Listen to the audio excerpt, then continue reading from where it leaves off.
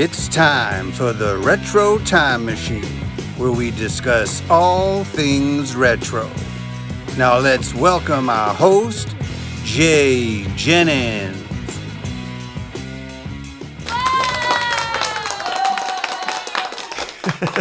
Thank you very much. Welcome to the Retro Time Machine. I am, of course, your host, Jay Jennings, where we talk about all things retro, and we even chat with retro stars. And today is no exception.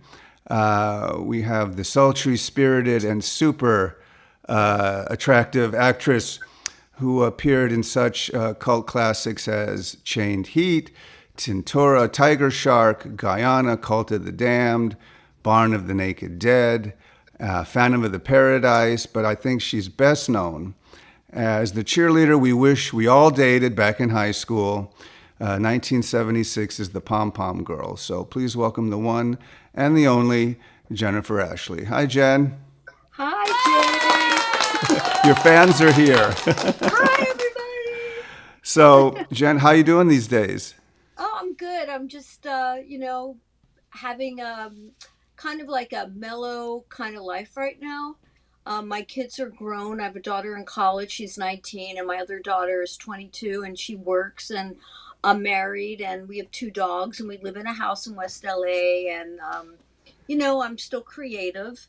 I still want to act. I don't pursue it as much as I did before because I work more on spiritual things, and just wanting to be happy and, no drama and just be quiet for a while. Right. Really So, does help. are you? Oh, I'm not Jennifer Ashley. Are you ready to enter the retro time machine? Oh boy, yes. Okay. In So my what we head all the do time anyway. is I'll ask you a bunch of questions. We'll go back into the past, and I'll show some photos, maybe some that you haven't seen in a while, and then you could comment on if any memories come up, anything on the set, any fun stories. So we'll just take it from there. So we're going to start off with, I guess, your background. You're a native of Philly. Yes, And I am. I guess you were in a bunch of beauty pageants when you were a teen. Take us through those early years a little bit. Um, so funny. I was just like the virgin in high school too, just like the Pom Pom Girls. But I always loved being on stage and I loved art. So they and English and writing. They were like my favorite subjects. And I was in football queen and I was Miss Textile and all that. I once won a smile contest and I always just wanted to be like for some reason in the spotlight. It was important. And I remember in high school, I wanted to get my picture in the yearbook so many times. So I joined every kind of committee there was so I can get my yearbook. So that's where it started. And then Right. I was about, when I was maybe about 4 or 5 years old or 6 years old, I would perform in my neighborhood and have people come into my basement and we would charge them a penny to get in and I would like perform and sing. I don't know how, it's just my parents let me do all this and I would dress up and it was really fun.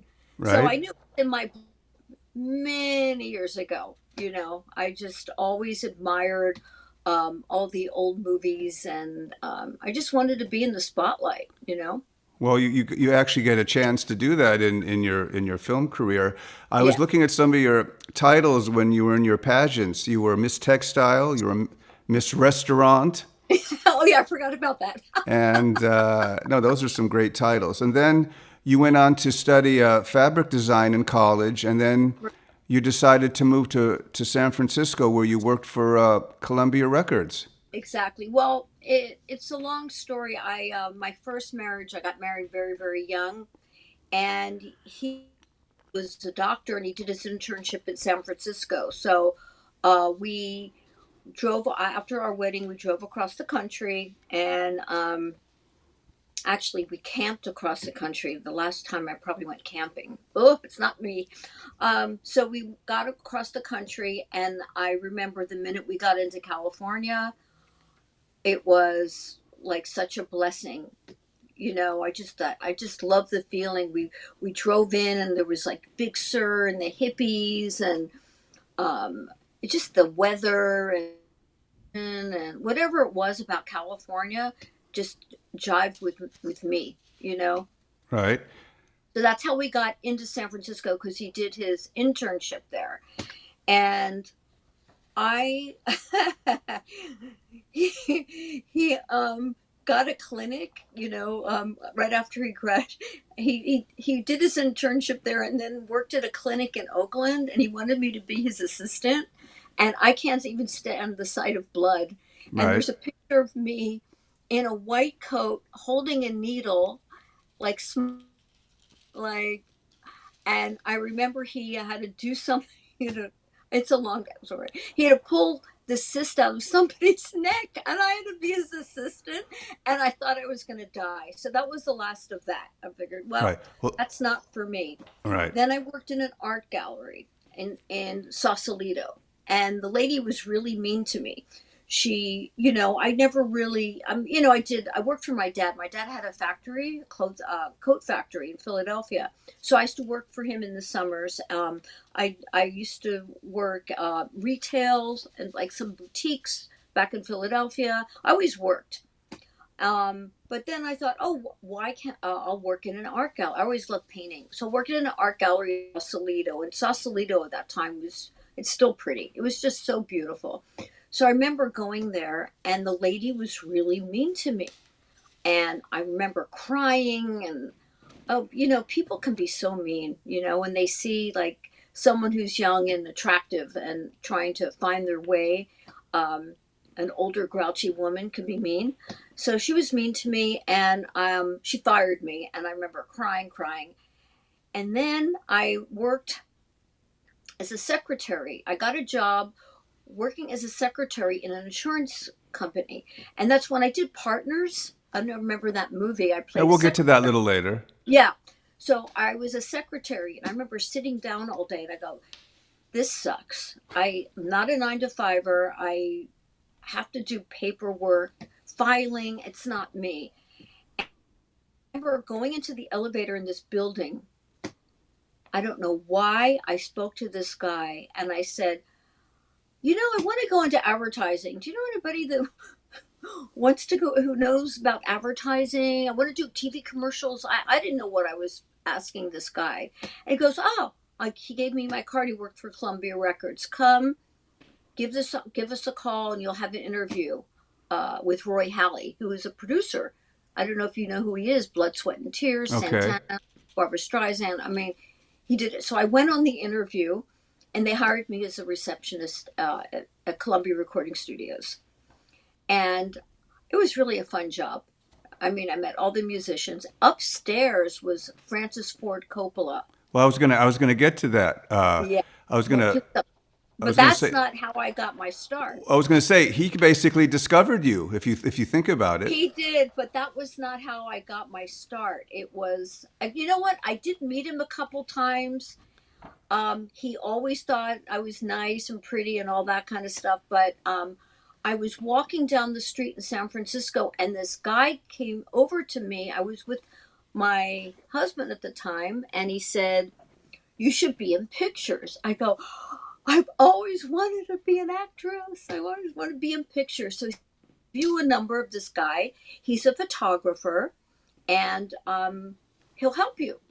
I went, okay. When you're young, you just go through any door. For Right. me, I was fearless. I don't know where that came from, but I was freaking fearless. So I called this guy. He took pictures of me. He goes, "You're gonna be. I'm only 5'4", so you're gonna be a model. You should take acting lessons and all that." And in the meantime, he took pictures of me. I got a portfolio together, and I got an agent, and I got my first TV commercial for Western Airlines. Oh, Remember Western I Airlines? do. And I got the part because I look part Hispanic. My hair used to be really dark black.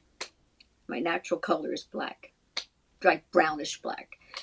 And they said I wanted somebody to look Mexican American in the commercial, and um, the guy they cast was Mexican American, actually. And so we played a husband and wife. That was my first commercial, and I got into SAG that way. And then I joined another. San Francisco is it's very small community for actors and models. So I got into two agencies, and I started working. And was told by the photographer who really helped me, and I started taking acting classes there. I should move to LA for me, for my career. While at the time my husband was a doctor, he said he would move for me. So I started looking into LA. We stayed at some friends. They lived in Beverly Glen, and I started looking for an agent. Now I found it was so funny. I walked into it's a very big TV commercial place, and I just like walked in wearing shorts, my portfolio, and nobody was at the front desk. I walked all the way in the back, and it was Cunningham and Associates. And I went, and they hired me for commercials. Okay. And then I don't know how I got to meet Jack Gilardi, one of the big agents in Hollywood. Right. And I went in there, and he was very nice. He started to promote me, but that's not. I ended up with him later in life as my agent. He was with ICM, or Creative Artists. Or was it? No, it was ICM, right? Um, but that's not how I got. So I went into the smaller agency, and I moved to LA. We moved to LA, and back then, the rents. I mean, can you imagine? Hollywood Hills. We got a house in Hollywood Hills. It was like 200 a month for a house, big house with a backyard. Right. Well, let me ask you from then. Wasn't it? It was. When did Francis Ford Coppola? Okay, Wait. so When did he suggest that you try out for American Graffiti? um, it was I got a part in it was Jane Feinberg and Mike Fenton. I went to meet them, and they told me that I should try out for American Graffiti. I think that's what it was, or Francis Ford Coppola told me I should, and that's where I met George Lucas, and they screen tested me, but I had no acting experience. Right. I think it was already was I think it was already in. I wasn't in. No, he suggested. I'm getting my memory here. He suggested that I try out for the part in American Graffiti and meet George Lucas. I didn't know who George Lucas was. Right? He was. And he didn't do Star He Wars only. I yet. think at that time he did THX 1138, which is a science fiction movie. That's all he Right. was known for. Exactly. Nicest guy. They screen tested me a couple times. I thought I did well for not ever having acting lessons, and it was the part of either Candy Clark or Cindy Williams. That was the part. But those women already, they paid their dues in Hollywood already, Right. and were experienced, Right. and I Well. wasn't. So I guess they took a chance on them, Oh, right. No, not me. I heard through the grapevine. You just missed out. Yeah.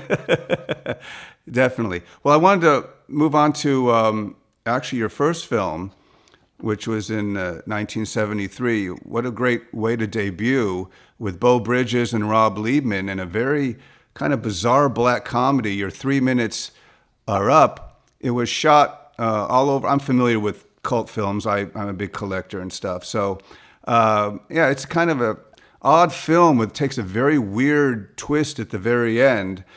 Two guys, there's kind of looking. Bo's trying to get married, and Ron Liebman is the swinger, and they just drive around in their convertible for 2 hours looking for women. You have a very small role as a teenage driver. What was it like it being in your first film? Oh, it was so awesome. Um, it was so awesome. Beau Bridges was the nicest guy. He just wanted me to relax, and I was really nervous, right? So he was just really nice. And I had like a line, "Are you guys nuts or something?" I remember even the shoes I was allowed to wear my own wardrobe, and I had on these really cool like shoes with flowers on it, and I think we did it in a couple of takes, and that was it. But they Right. were so nice. I mean, I'm probably was there like 1 or 2 days, but Jane Feinberg and Mike Fenton were the ones that kind of like discovered me. They were big casting directors at the time, Right. and I'm trying to remember who my agent was. I had so many.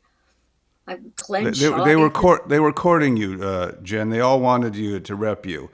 So Yeah. let me, who wouldn't back in those days? In '74, you then moved on to television. You got your first TV appearance. You were on the FBI with Efren Zimbalist Jr. I think the episode was called "Confessions of a Madman." Yes. You Hmm. played a college student. Did you get to meet Ephraim and talk to him? Not really. It was TV was different back then. They just kind of like, let's just get it done and it's over. You know, it was different, and I was groomed to be in movies and not TV. So I had the agents really never wanted me to do TV. So you're cutting your teeth on TV a little bit. Yes. Hmm. And then when I did, well, you wanted to go to, I had another agent, Dave Shapiro and Alan Goldstein. They got me into the Planet of the Apes, and that was like major because, Well, yeah, we'll talk about that uh, too. yeah, Let me just say, so in '74, I think proved to be your biggest and busiest year, if I'm not mistaken. You were in 4 features, and you that the FBI, of course, where you were featured. Uh, you were well. Let's start off with you played the sexy model Charlie in the Centerfold Girls, which is that was that 76 or no '74.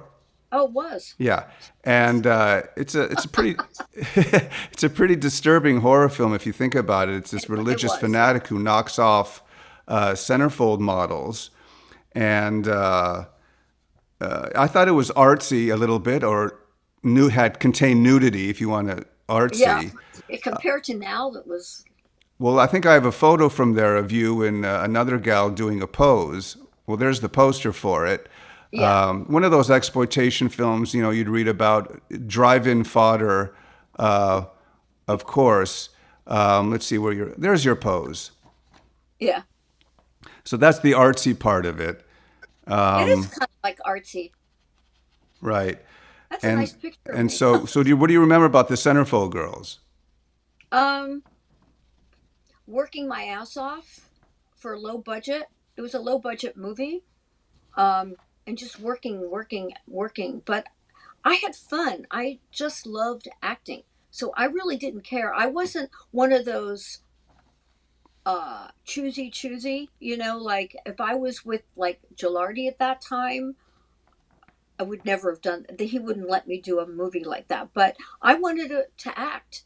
So I did it, I just said yes, I'll do it, and it was really fun. That's all I can remember. I was uncomfortable posing naked. I'm like, this is uncomfortable. But I did it, I got paid. Yeah. And What, it just added to my resume. Every actress goes through this. They do exactly. all the stuff they're kind of embarrassed about. But when I look back on it, it was you know it was like a cult movie. Well, it's very artsy. It has some artsy touches, even though it was a slasher film. Your next film after that, I think, is considered is a cult horror film, mainly due to the over the top performance by actor Andrew Perrine, who really wasn't known for this type of stuff. I mean, he is just nuts. He plays kind of this. It was Barn of the Naked Dead or Terror Yes, Circus. yes, And what he does is he kidnaps Vegas showgirls and he keeps them chained to his barn. And he degrades them and then he kills them. And he's got his mutant dad in the back. Um, you play Flower Child, and you're eventually offed by, I think he he killed me. stabs you, Yeah, but it's off camera. So when we do see you, it's under a sheet with a bunch of other bodies. So tell us how Barn of the Naked Dead was. Okay, well, Alan Rudolph directed it. He did, which was a protege of Robert Altman. He I remember he had this long black hair, very intelligent, the nicest guy. And he took us in his trailer and treated us like professionals and said, "What do you want out of this character?" And we were just going into it, right? And it was like really the first time a director really spoke to me about what I wanted in a character. He was amazing. And he really helped me through it. It was so easy for me to do. Um, Andrew Prine told me I had great instincts, because I just started, acting classes. But he says, you have really good instincts. Just, keep going. And it was like a lot of blood. And I remember they fed us Dinty Moore from a can, and it was cold. Right? It was disgusting, but I had to pretend that I was hungry. That's what I remember that. And then it was way out in the desert. I remember coming home because, we drove back and forth by ourselves there was no car to pick me up, right? So I drove, and on the way back, there was one of these floods, and my windshield wipers went out. And I didn't think I was ever going to get home. I don't know. So I believe in a higher power, and I have angels around me, because I got home, and the next day, I was fine. But I went back, and I would say to Alan, "Well, how do I look?" He goes, "You look great." He was just very uplifting and Right? very positive, and just helped me through this movie, which was, not much of a character flower child. I think I had to be deaf. I think he made me deaf. Well, I thought was interesting was you made two graphic back to back horror films. And as you Yeah. said, whatever it is to cut your teeth in, you didn't really. A lot of actors would have a kind of a stiff upper lip attitude, but it seems like you were more outgoing, and it was work, and you would do it that way. So this was 73, 74. You said you had an agent or agents who were sending you out. So you said, so you had, was it two different agents? One wouldn't send you out for horror films, and others would just send you out on whatever?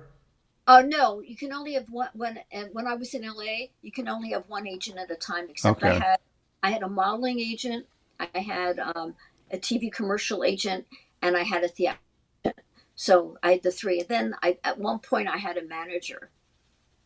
Anyone to take as much, they take so much money. So I had all that going at the time. Right. Okay. So Okay, your so next film is considered a bona fide cult classic, and it still screens at midnight at film festivals around the world. And I'm talking, of course, about Phantom of the Paradise, which was directed by Brian De Palma. yeah, The story of a nerdy songwriter, Winslow Leach, whose music is stolen by the evil Swan, played by Paul Williams, who was huge at that time. he was, yeah. And he seeks revenge by wearing an eerie mask. Obviously, it's a takeoff on Phantom of the Opera. Uh, your scene, I think, is when Swan seeks to, I guess, gain the confidence of Winslow before he steals his music. So he sends a bunch of groupies on a big giant bed to seduce him. And I think I have, well, first to show the poster. Yeah. Yeah, that was very catchy at the time. The whole kind of helmet type of mask was kind of scary. De Palma wasn't that big yet, but it still was a very kind of interesting film. I And like, there's your yeah. scene, I guess, trying to seduce Oh yeah. Winslow. What do you remember about that? Um, I just remember having fun, being on a waterbed with all these women, and I just got into it. Look at it, I just got into it. Brian De Palma was great. He was a great director. He got us all into it, and helped us through it. It wasn't a giant part, but it started me off working with some big directors, and he was excellent. I remember I had to like to go in, and he wanted me to look what a I think he was obsessed with women. You think? Anyway, I got the part. I just took it because it was Brian De Palma. You know, and Right. Gino Havens was the casting director, and he was a friend of mine. I got to know him through auditions. I think he's still alive. I have no idea. And he told me to do the film. He was a casting director. He says, "Please do this film." So I went, "Okay, Oh, why it's a not?" fabulous epic film with big sets and all of that. Still get residuals from it. Do Oh, you that's believe that? awesome.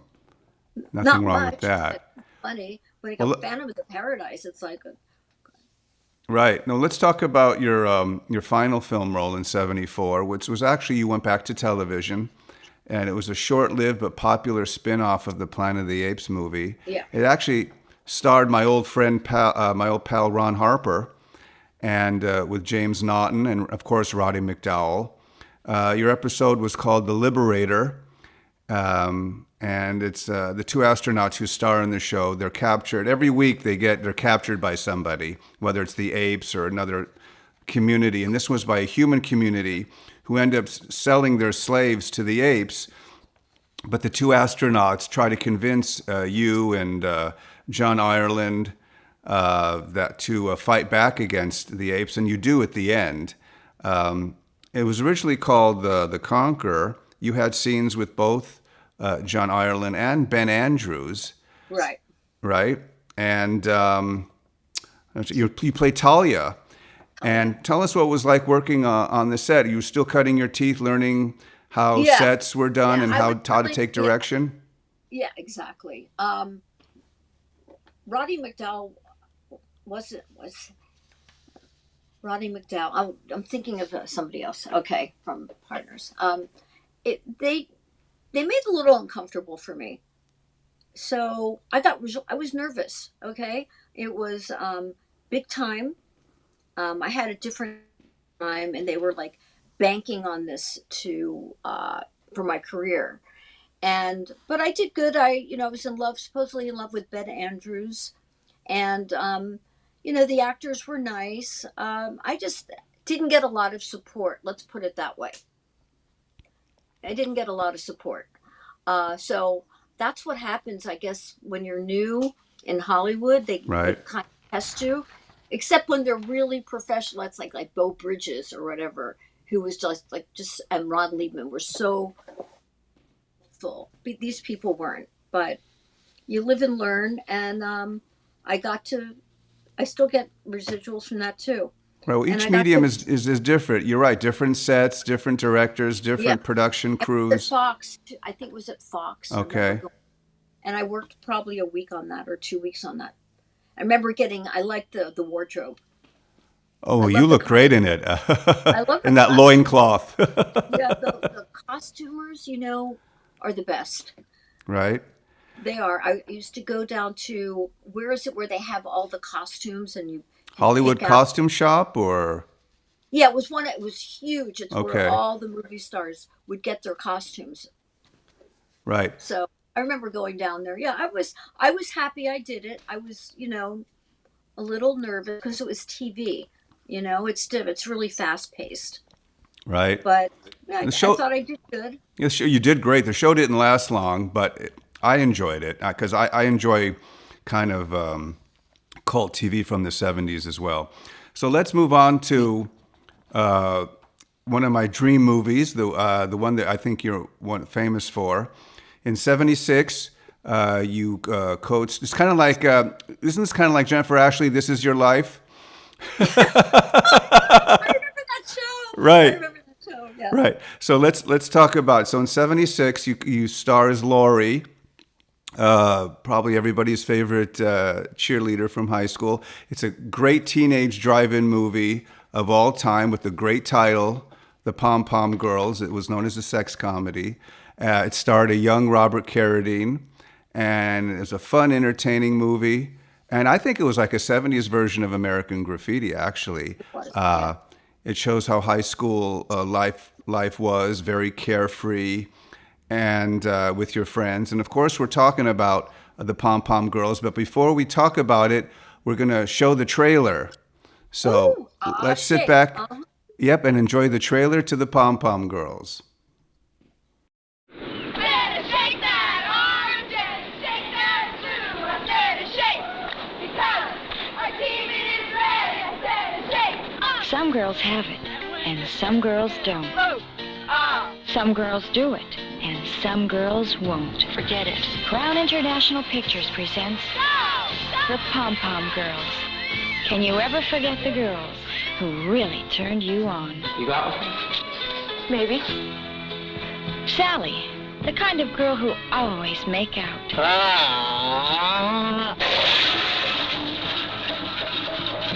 Lori, a black-haired beauty who can't say no. You must have had a busy night. Sue Ann, the drive-in queen, who tries to keep the customers satisfied. What would you like? What you got? Anything you want. The Pom Pom Girls. It was their senior year and their last chance to raise hell.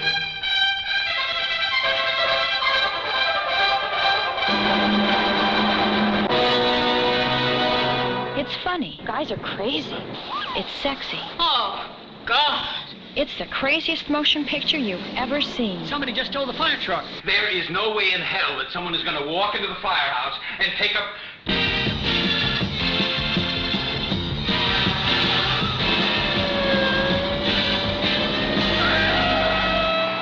I was not involved, but I have reason to believe it was the work of left-handed speed-snorting bikers riding down the coast looking for spills, thrills, and fire trucks. Now, I cannot be 100% sure. Sir!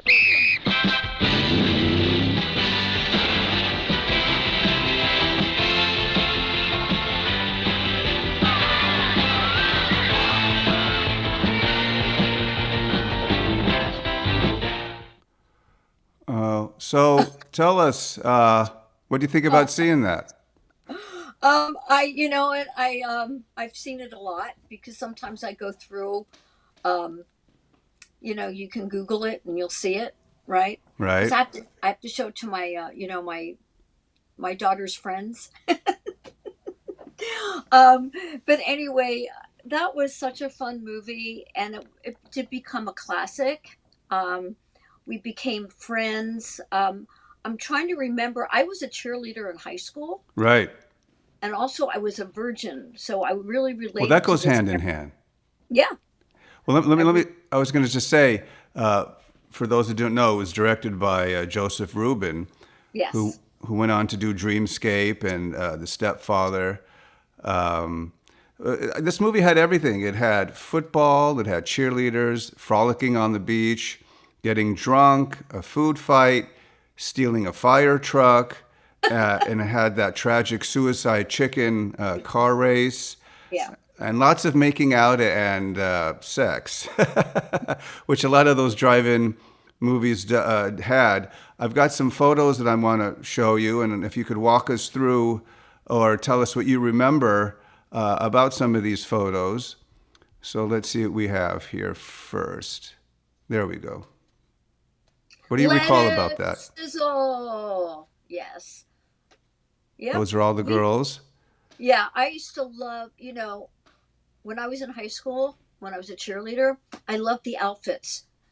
And I remember that the skirt, everything. Ours was, we had these big sweaters at the time, but I loved it because I was a dancer too. I've taken a lot of dance class, and we had a lot of cheerleading practice. So this was so natural for me. So tell us, how did you get the part? My agent at the time, I guess it was David Shapiro and Alan Goldstein. They just sent me on the interview, and I guess I read it a couple times, and that was it. I got the part. It was like one of the easiest, something that's meant for you just happens really fast. So that's how I got the part. And what parts of LA was it filmed at? What high school? Chaminade High School and out in the valley. Oh, okay. Chaminade. We had the whole locker, everything. It was Chaminade High School. So was it called Roseville High School? Well, that's in the movie, yeah. Right, But of course. it was filmed at Chaminade. How Way out. how long did it take How long did it take to shoot? Was it long or a short shoot? No, it was maybe 6 weeks, maybe. No, we had to retake some stuff after. I remember at that time I had my hair cut, but we had to do retakes way after the film, right? A couple of retakes. I remember my hair was shorter, and well, they made it work. But Right. Was it as fun to make as it is to watch? oh yeah, we became very close. I couldn't wait to get to work. Joe Rubin, best director. He was so awesome. Um, Worked with my character. I knew exactly who it was because it was me. Right. That's how I was in high school, and always had a crush on the football player, and not the Bobby Carradine character, but Right. it was always like the football Well, there's some. cheerleading football player. But Bobby was great. We lived down the street from each other. We at that time I was on Mulholland Drive. He was like right down the street, and I would have these parties. And it was always the whole cast was at my house all the time. Right. Well, We had so much fun. this is a famous scene where you steal the fire truck and go on a Yeah. joyride. I Yeah, mean, I had the hose and I was hosing. oh yeah, you were hosing people. You're right.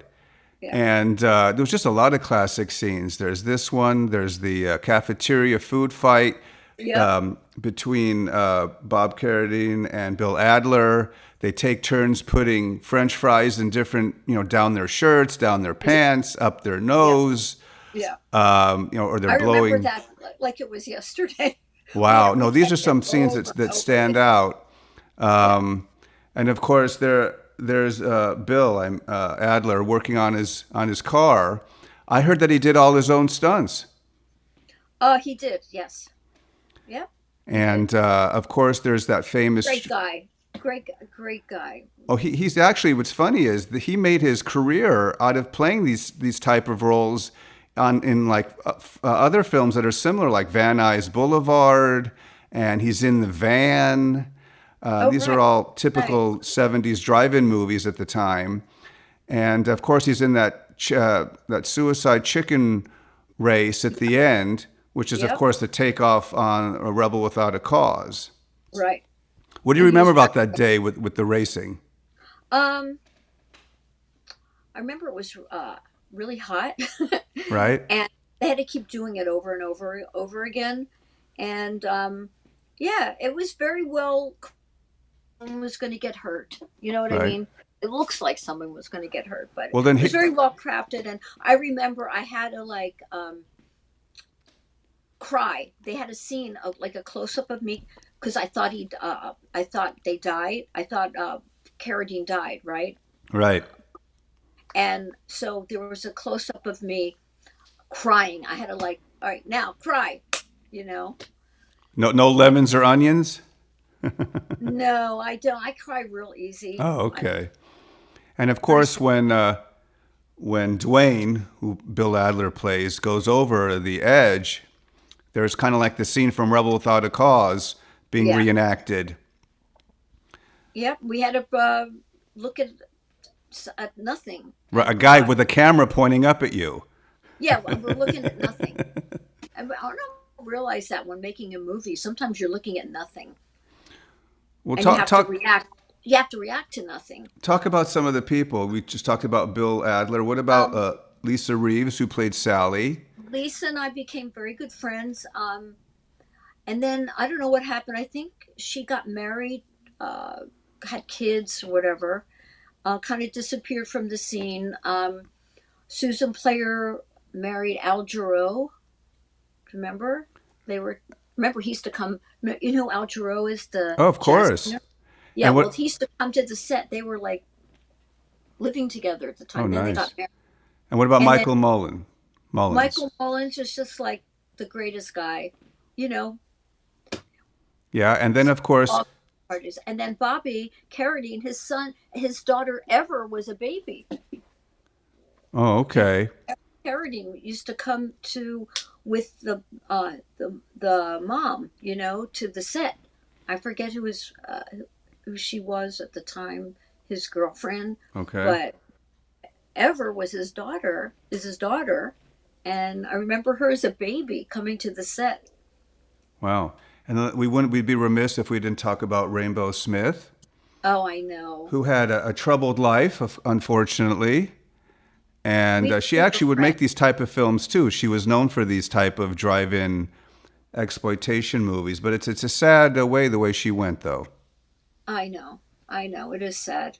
I liked her too. Everybody. There was no controversy. Everybody got along. It was, Joe Ruben who kind of set the tone for the film, and we were allowed to improvise. You know what I mean? Because some directors will not let you improvise. Right. You have to say exactly what's on the page. But he let us improvise. Well, So that's nice. yeah, So great success. It played, as I said, drive-ins everywhere.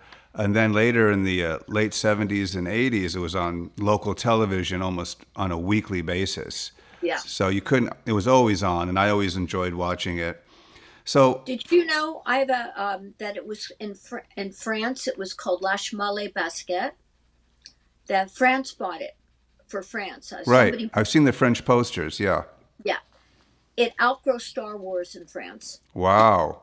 Well, I think, yeah, and for good reason. Yeah. Well, If I went to France. I was in Paris. I went to the Cannes Film Festival, and I could not walk down the street.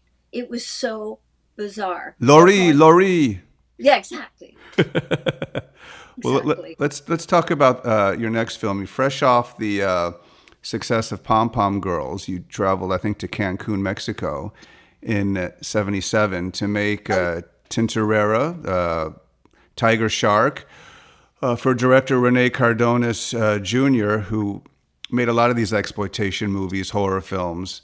It was obviously a Jaws ripoff to capitalize on its success. It starred a guy who's in almost all his films, Hugo Stiglitz, who enjoys the company of skinny dipping females, which, when he's not being attacked by a 19-foot tiger shark, you play Kelly, one of these skinny dipping skinny dippers. And what do you remember about that film? Um, Rene Cardona is a great director. I think he passed away. Yeah, he He was did.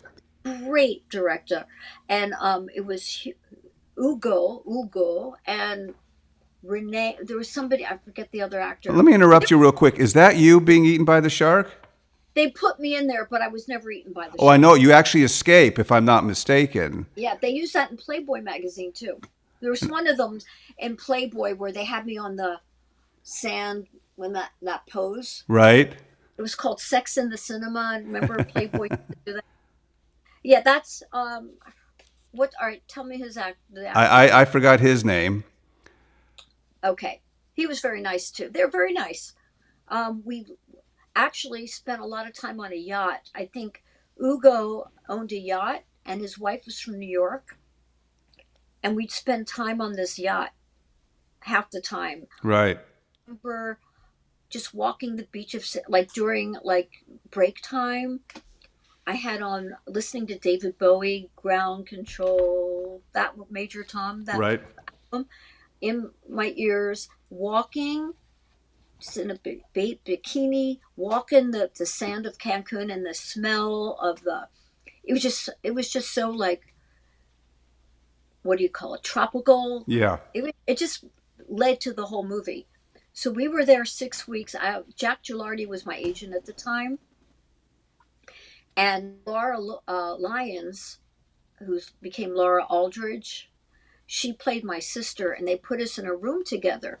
And Jack Gilardi started screaming at the producer because inside you have to have your own room, can't have roommates. So they changed it, and we're still friends today. She Oh, played my sister. She awesome. was the one that got eaten by I that. remember that. Right. He's trying to make out with her, and then next thing you know, she's gone.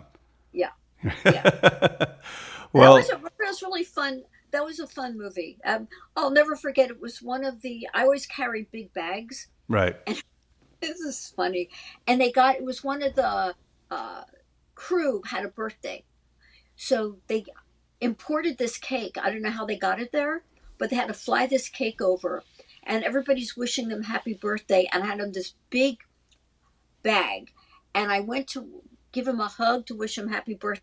My purse fell right into the cake with sand on it. No one could have the cake. It was like one of those times you remember. It was really Right? No, fun. that's cool. Oh, you forgot a movie. Wait. I'm going to get to it. Okay, Okay. which one did you think I forgot? Towing. Oh no, I'm going to get to it. Don't you worry. Oh, okay. Are you kidding? That's your big starring role. No way. Not forgetting that one. In '78, the following year, this is what I'm talking about. You were given your first starring role in a comedy about a towing company that impounds cars for no reason, and the two barmaids who try to stop them. You played Jean, and the great Sue Lyon, who was famous for playing Lolita, and she plays Lynn. It also has Joe Montana in an early role, as well as Dennis Franz, and it was directed by Maura Smith. Now, it was shot in Chicago, and so my question is, after so many years of being featured and, or Well, small... Pom Pom Girls was the lead. I was the lead in Oh, Pom you Pom. were the lead. Okay. And also Chained Heat, I had a lead role. Okay. So let me see. I'm glad you corrected me. So, And but then also in like Barney the Naked Dead and Centerfold Girls, I was one of the leads. no, I have to go and rewatch all these then. Okay. So thank you for telling me. Yeah. But would you say this one was where you were actually the main lead though? This first one? No, but Pom Pom Girls, I was the main Okay. lead. Okay. I just thought that was more of an ensemble piece, but okay, you corrected me. So how did you land this role in towing, and how is it filming in Chicago? Okay, I love Chicago. Maura Smith saw me in the Pom Pom Girls at a screening, and I was with Jack Gilardi at the time, and they called and they just offered me the role, and that was it. So I got to meet with Maura, and her brother Fred also produced it, but she was the main director, and we're still good friends today. What a great director. She also let us go off script because I think she wrote it, so it was okay that I became a little bit crazy and off the wall at times, and she let me do my thing. There's a Right. scene where I'm trying to distract the I guess it was a soda shop guy, and Bobby DeChico was stealing something. Okay. And I remember that I did this by myself, and I go, I wanted a milkshake. Like, do you have anything with raisins or nuts? And it was like one of those scenes that was just like spontaneous, and they used it. It was really a good scene, and that's where Bobby DeChico started. He was robbing the store. Right. Well, I've got a couple of photos with you, Sue, and Joe. Oh my God, great picture. Yeah. The interesting thing about this is it really wasn't widely released. I don't even think it was ever released to home video. I don't think so. I know it was in the drive-ins. Oh, yes, it was. Yeah. But for some odd reason, I don't even think I think it's available on Amazon Prime Video. But as far as a home video release, for some odd reason, it's just one of those films that when it came out, actually, Roger Ebert said a nice thing about it. He said, it's never boring and everyone seems to be having a good time. He was a love. You know what? He was such a nice guy because Gene Siskel and Robert Ebert, they were in Chicago at the time, and Right. we all became friends, which was really nice. In fact, Gene Siskel, he was obsessed with Saturday Night Fever. Right. He took me to see it, and when it came out, and just he was like obsessed with every part of it, and I got to see the movie with him, and he showed me every little bit of that movie. But that's Gene Siskel, but he's not with us any longer either. He No, died. unfortunately, he is not. Yeah. What I was going to say is, as my microphone is fizzing, later though, Gene wasn't a big fan of Guyana, but we'll talk about that. Oh, that's true. We'll talk about that in a second. So, After you made Towing, you played Anna Kazan, who was the mistress of cult leader Jim Jones, which was played totally against type by the great Stuart Whitman. That was the last thing you'd expect him to be in. Guyana, Cult of the Damned was the title. Very controversial film when it came out, directed by Rene Cardona Jr. again, who did Tintorera. Had quite the cast. Gene Barry, John Ireland, Joseph Cotton, Bradford Dillman, and Yvonne DiCarlo. I'm actually a fan of the film because it's so bizarre. It looks like it was a lot of work, and to get it done. Was it stressful as it looks? Yes, because they did an exact. That was at Cherubusco Studios. They did the exact duplicate of Guyana, like the exact, and how they got the wardrobe. That big scene where you look down and all the dead people. Yeah. That from the news. That's how they did the wardrobe colors. But they called me. I didn't have to audition for it. Renee called me and he asked me to do the movie, and I would love to, right? And she was, so indebted to him.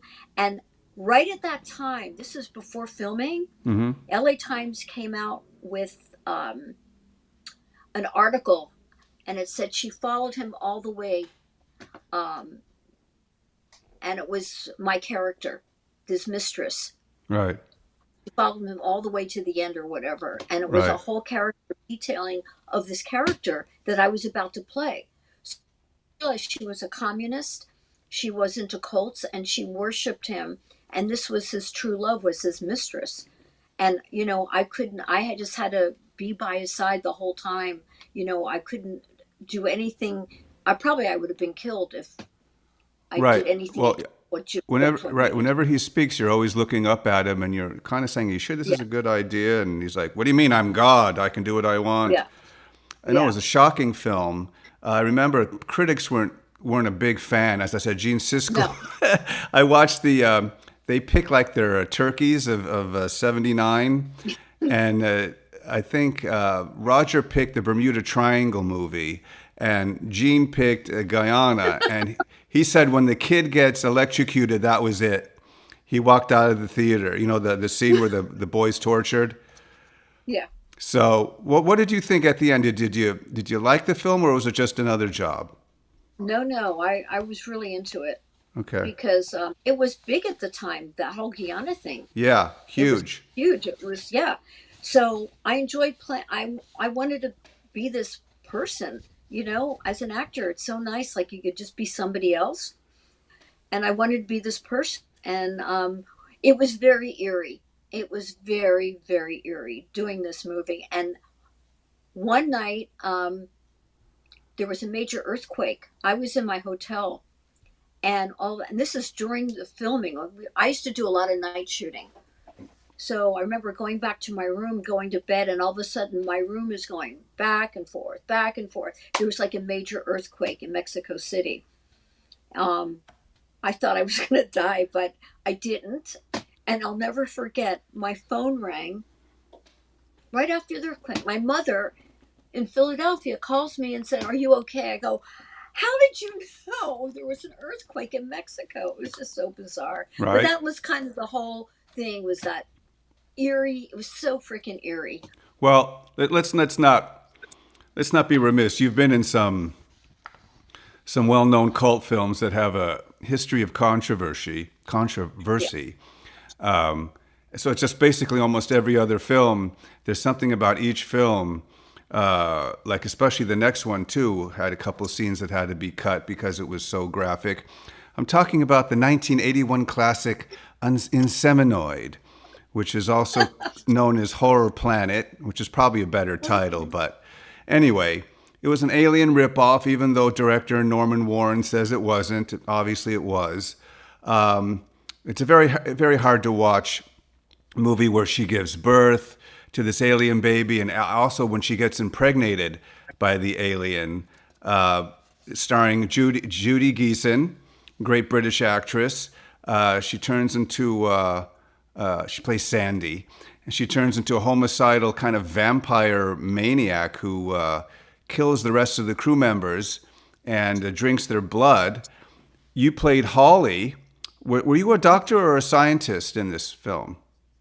I was the commander of the spaceship. Oh, so you were the head of the astronauts then? Yes, I Okay. was. And I was with a different agent at the time.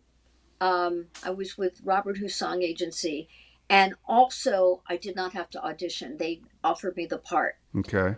And that's like the best when they just offer you parts. You don't have to go through all that. Right. And I'm half English. So I got to go to London for a couple months.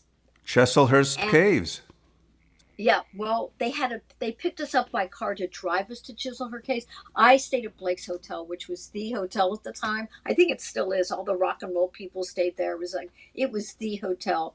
I remember staying at Blake's, and they used to pick me up there, and we'd drive to Chiselhurst Caves, and then we had to go into the cave. Right.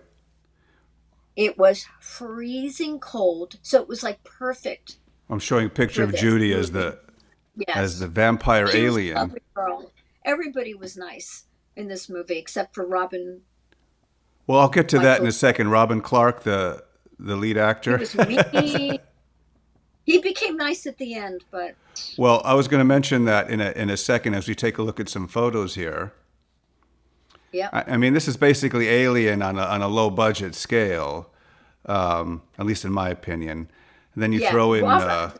kind of a weird Rosemary's Baby angle to it, but it isn't the devil's baby; it's an alien baby. Right. And there you are. Yeah. Victoria Tennant was great. Oh yes, that's right. She had a smaller role than I did. I had to leave. She was like Stephanie Beacham, who also went on to do Dynasty. She had a So smaller role. yeah, I know. I know. Yeah, so I'm trying to there was a scene where she kills me Well, right I'm at going the to get. end. Yeah, I was get to that Okay. in a minute. I was gonna tell you a funny story. I want to ask you about. So Norman J. Warren, the director, he didn't get Yeah. along with Robin Clark. Why? What was the reasoning? Robin Clark had a at that time, I don't want to badmouth anybody. What you could say what But you heard. yeah, I heard that he just didn't get along with anyone. I see. And I guess do his own thing. I think he thought he was a big star. I see. But I don't care if you're a big star and you're in a movie, you're an actor and you have to play a role. So if he thought he was a bigger star than anybody else, maybe he was, I don't know. You just don't act that way. You act like, you're there for work. Right. You don't say, "Oh, I'm a star," and Right. walk around like you're a star. Maybe he thought he was too good for the movie. Um, Well, you let know me what I ask mean? you. But he became nice at the end. So So, what was your story that you wanted to share about that? I guess Judy Geeson kills me at the end, Right. and I couldn't stop laughing. There was a scene where they had me on like this. On a ladder and a This latch. Well, yeah, but they had me on like a, what do you call it? Like a dolly, and they Okay. put my body on there, and she's pulling me to string me up there, and I could not stop laughing. They had to retake that a few times because I was hysterical laughing. But all I remember, once they had me up there, I had so much glycerin coming out of my, the fake blood. Yeah. I still taste it. It was You disgusting. still taste it to But this day. yes, and but you know what? I remember her pulling me like that, and I'm thinking, all those acting classes and everything I've been through, this is what it's come to. Right. I just started laughing, but it was funny. Well, let me just. Well, I also read the labor scenes where she gives birth to the alien was so graphic and gross they had to actually cut it to avoid an X rating, at least in the UK. Yeah, Same with the insemination scenes. A lot of people thought the aliens, that tube, was actually his private parts, but it wasn't. Well, that's what yeah, Norman J. Warren says. yeah. It sounds like a very gooey and icky film. Does that sum it It up? was. It was gooey and icky, But we were working and I had fun. It was freezing cold in that cave. It was freezing. But, you do your job. And then when it was over, they drove us back. And there I was in London. I have, cousins there. So I got to hang out with them. If I had a day off, I went to King's Road. I went shopping. Okay. I Let's. had a great time. And that's where I met Robert Plant. We became good Oh, that friends. is awesome. So Yeah. let's show your death scene. There it is. Yeah. Now, you're I don't know. It's so funny. The Judy, I guess, takes the time after killing you, rips out your innards, and then hangs you from a ladder. Yeah. You would think after just biting you and killing you, she would just let you be, but she has to leave you hanging, so to speak. Yeah. Uh-oh, bringing back flashbacks of that taste again. Oh, it was horrible. But anyway, But let's you get know that what? off the screen. I couldn't wait to get out of that scene. Right? Well, let's move on. Listen, it doesn't stop there. You then next appeared in 1983. Now, I don't know whether you think it's the same, but I'm an aficionado on these cult movies, and I think it's one of the most sleaziest, revolting, but in a good way, violent and repugnant exploitation cult films of all time. Of course, I'm talking about Chained Heat. Oh yeah. I mean, it has everything in it. You play a vulgar jailbird named Grinder. And early on, you get your neck cut by another sleazeball named Paula, played by the legendary Edie Williams. And people were shocked at this women in prison film. It went beyond its normal portrayals that you'd see. Murder and rape and brutality. John Vernon, sleeping with every female convict there, and everybody's pulling a switchblade, and sex and violence. I mean, it's everything everybody, us guys would like to, see in a kind of a B film, but it was beyond, the pale. What in the script did you see that that attracted you to it? Well, I went on the audition, right? And I was at that time going through a divorce, and I was really pissed off, if you know what I mean. Yep. Just so much anger was coming out of me from getting divorced and everything. So I go in, and they said to me, pretend you're in a prison and you want to get out and you can't. So I just went into, when you learn this in acting class, how to go back with your emotions, Right. And just get in there. So I gave I must have shocked them in the office. Well, you use the F word almost every other word. Yeah. And they said to me, he had a cigar. He goes, "You got the part. You got the part." It was really funny, like out of an old movie. You got the part. And I was so happy because I wanted to play. I really wanted this part. I wanted to play a woman in prison. It was really, really eerie as well because they had filmed us in a defunct prison that had like dirty toilets and smell Yeah. stuff. That's what we filmed. And there's a scene where I beat up a transvestite. I don't know. I take the wig off and I start pounding. Oh yeah, that was brutal. That woman, that person was in La Cage aux Folles, like that. Oh my God, the irony of that scene. Right, and she played Julie Andrews, and when she came in for the audition, we just got along so well, and I would see her in La Cage aux Folles. She was Julie Andrews in La Cage aux Folles. Anyway, she was great. I remember taking off the wig and pounding her. I had so much anger in those days, so it actually worked out for me. Well, you're obviously going through the divorce and such. Here you are with the scene with Edie Williams. Sybil Danning is in it, John Vernon, Yeah. Stella Stevens, Henry Silva. This is the sleaziest, it's got to be a top 3 sleaziest film ever made. Did you get to interact or off camera get to know Stella or John or Sybil or Henry? Not really. Linda Blair, just Linda Blair and I became good friends at the time. That's why I failed to mention really Linda Blair does star in this film, and I guess she was trying to get away from her Exorcist kind of typecasting. I mean, she was in, I don't know if it was Roller Boogie or some other films where, she's on roller Right. skates. I can't get, Reagan spinning her head around no matter what she's in. But here she course. plays this, petite, shy, and,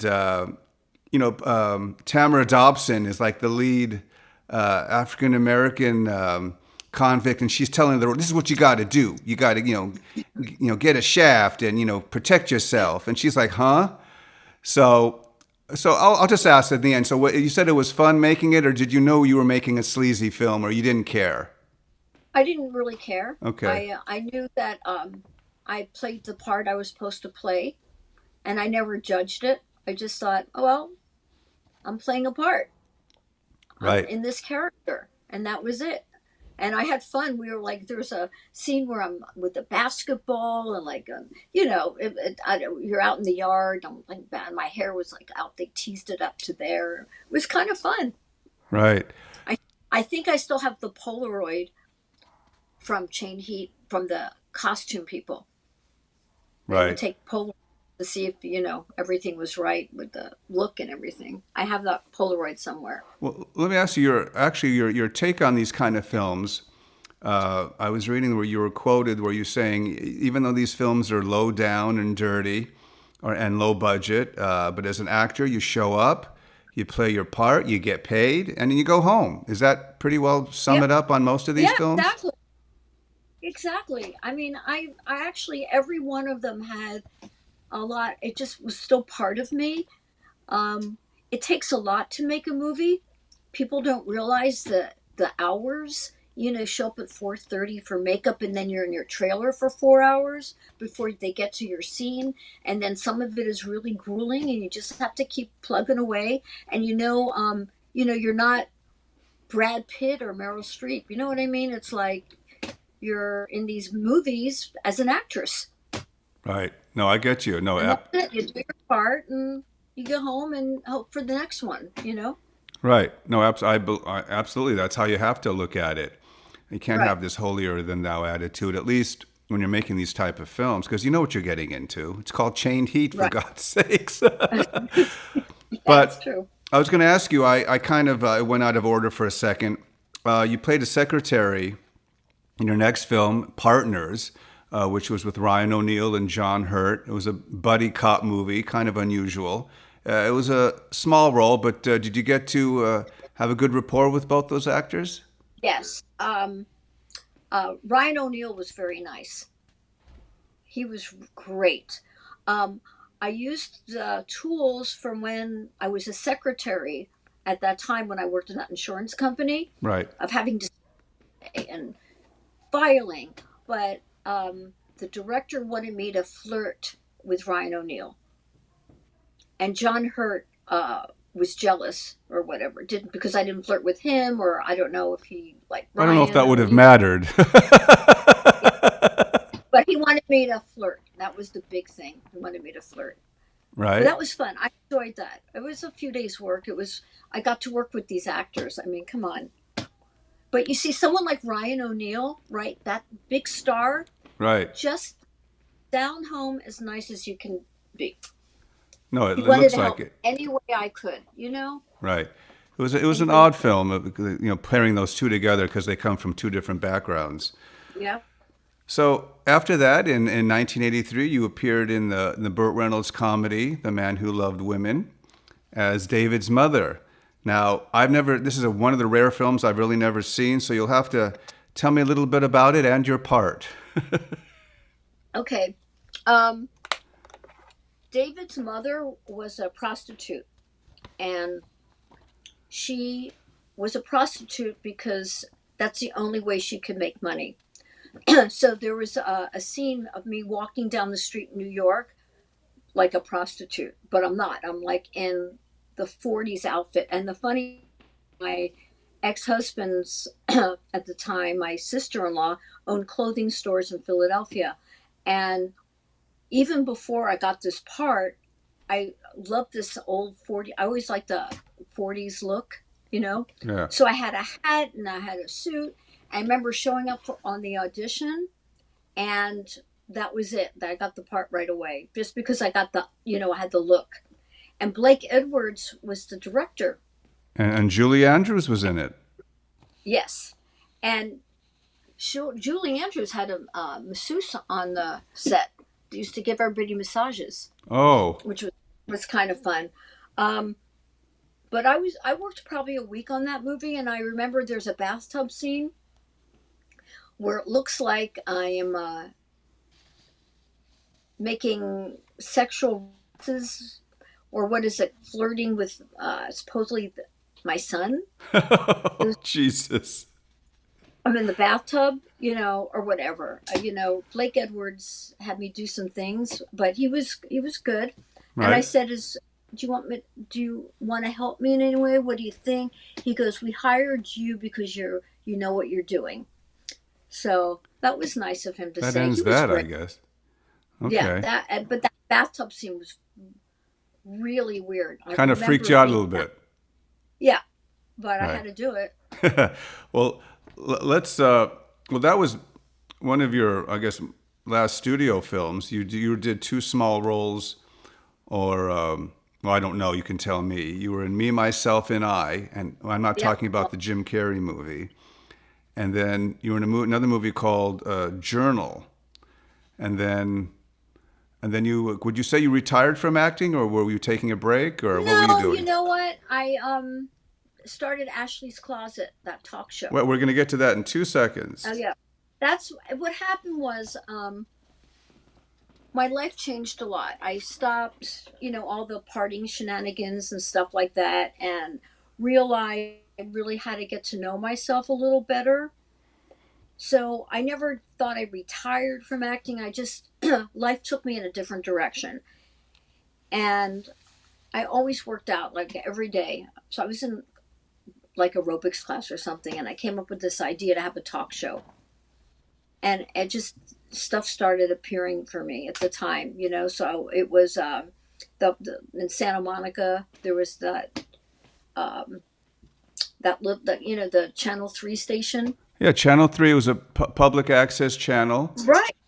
But it was everybody. It's like now, if you're on Time Warner or whatever, there's like one of their public access channels. They have one. It was everywhere. So it got pretty popular pretty fast. And Now tell us about. It was an interview talk show, right? Yes. Now, who would you talk to, and what was the show about? Okay, it was called Ashley's Closet because it could be at my closet. I love clothes and shoes, and it could be wasn't about clothing. It was about anything that could be in a closet, right? So it was like all miscellaneous stuff. So I interviewed so many different people from the acting world, the directing world, the yoga world. I interviewed these people that from space industry that knew about aliens. Interviewed musicians. I interviewed like Gurmukh, the Sikh that does all this yoga, who's pretty popular right now. And Timothy Leary and Lyle Alzado, a football player. So I had publicists calling me constantly. How about this person? How about this person? How about this person? So I got my shows like probably 19 years of doing this. I did about twice a month. And I had so many publicists with people that they wanted me to interview, and it just worked out. I remember David Duchovny was on my show. Right. He was going to be a dentist until he got X-Files. Oh, okay. Interesting tidbit. Timothy Leary, I introduced him to his wife. So I think he came on a couple of times. Orson Bean came on a couple times. I think I remember that episode. And then Orson interviewed me. He became me for my show one day. Interviewed me. What a lovely guy. So I interviewed a lot of musicians. Mickey Dolenz from the Monkees and the Byrds, Gene Clark from the Byrds. Just lot of different people. I had on doctors and lawyers and had everybody.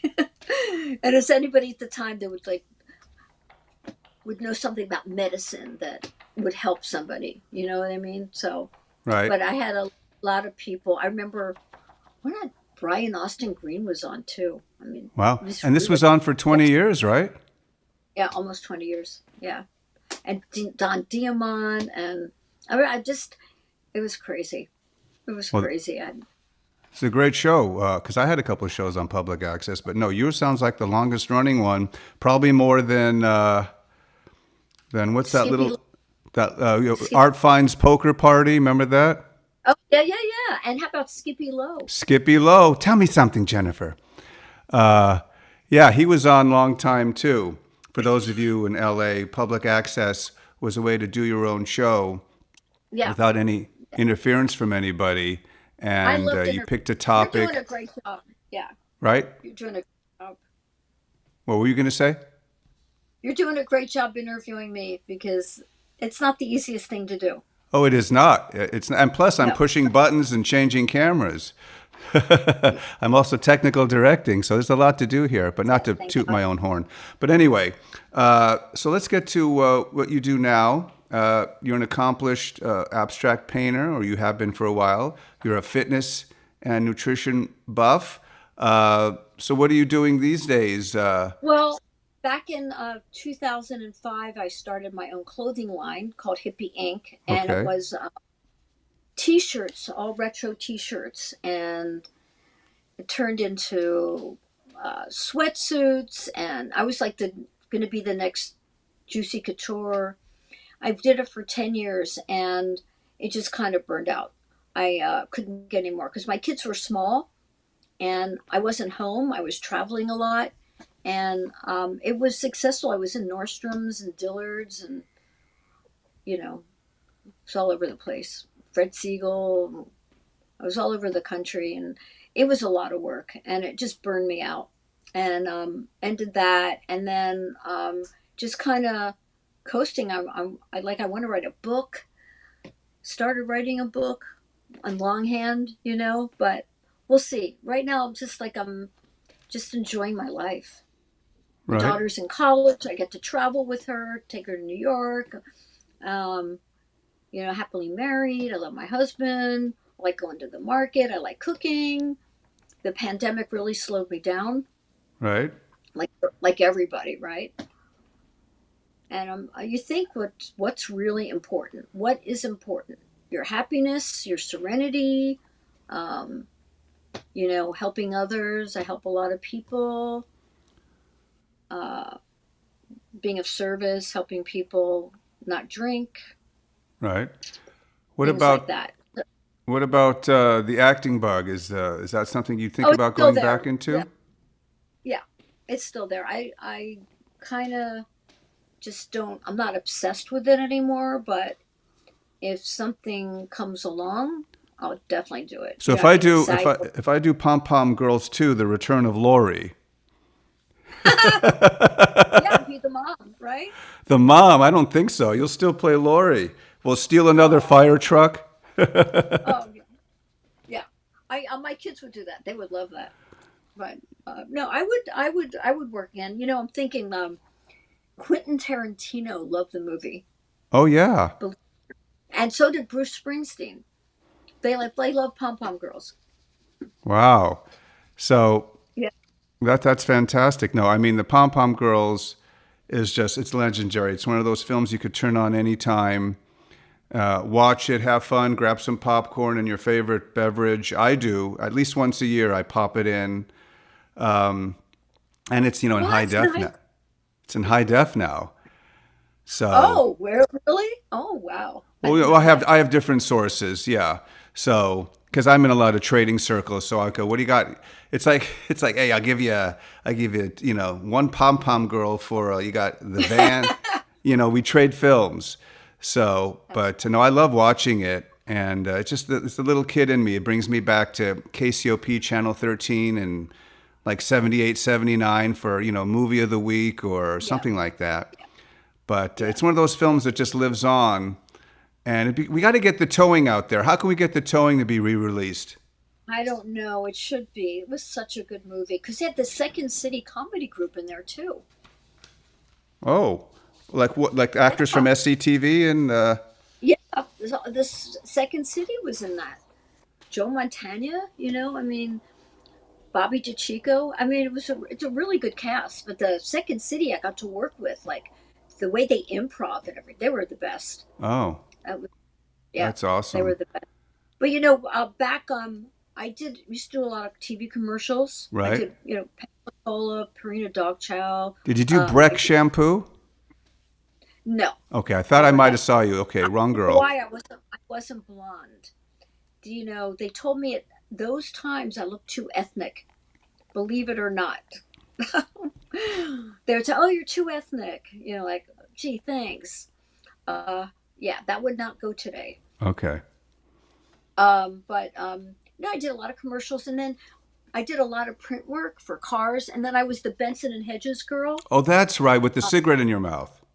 yes, it was. I was the jockey, which was on all the billboards, and it was like the thing breaks. I'm looking at the side. I'm like weighing in. Mm-hmm. That was fun. I That's like fan. seeing that. They were like big magazine, like covers, inside of the magazines. Like that's people had magazines back then. Now I don't see many. I don't No. buy them. I look online, right? A lot of stuff is missing from the good old days. Well, my wife tells me, well, I'm stuck in the 70s, and I always have been. And she doesn't want to hear any of that. She says, living today. I'm like, nope. It's, it's Well, 19, you pick a day. It's 1970 to 1979. So each day I pick a year, and that's the year I'm living in. So today it's 1976, obviously. But yeah. yes, go ahead. No, that's great that you can do that. I mean, it's part of life. Right. It's just a little unrealistic, but it's the way I choose to live. This is a fake facade behind me. It's really decorated in 70s, late 70s noir. Decor. Yeah. But I want to say, Jennifer, it was an honor and a privilege to have you on the Retro Time Machine. Your stories are Anytime. fantastic. Thank you. Did you have fun? Did you like going back? Oh yeah, yeah. Going back into the past and I don't. reliving? I'm. I don't mind at all. It's part of me. I don't Well, ignore that part of myself. I'm glad. I'm so glad because a lot of celebs actually, I'm not interested in that. That wasn't a good time for me. So, I enjoyed it. It's still part of me. It makes me who I am today. I learn from mistakes, and I move on. But I really, I loved it. oh, awesome. Well, we were just honored. I was honored to have you, and I hope the fans who are watching will, because this is archived. Every show stays on Facebook. So if you didn't watch it live today, you can still watch it anytime by coming to the Facebook page. But as I said, Okay. it's been an honor to have you on, and a thrill for me, a dream come true. But I just want to wish you all the best in everything that you You do. too, Jay. And if I do write pom poms too, you know who I'm calling. I'm available. I'm the first person I'm calling, and no audition, straight to the set. Exactly. Okay. Exactly. So anyway, I'm Jay Jennings, and I want to thank you all for watching, and we'll see you next time on the Retro Time Machine when we talk about all things retro. So take care, stay safe, and we'll see you next time. Thanks, Jennifer. Thanks, Jay. Bye. Bye bye.